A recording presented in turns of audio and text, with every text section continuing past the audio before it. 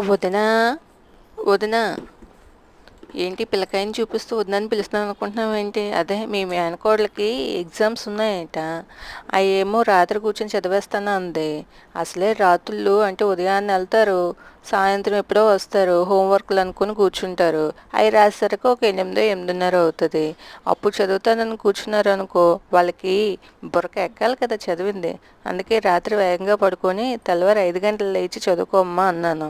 ఇదిగో ఉదయం 5 గంటలు లేచింది. లేచి తనకి మ్యాథ్స్ను ఫిజిక్స్ కెమిస్ట్రీ ఎగ్జామ్స్ ఉన్నాయంట. కూర్చొని ప్రాక్టీస్ చేసుకుంటుంది.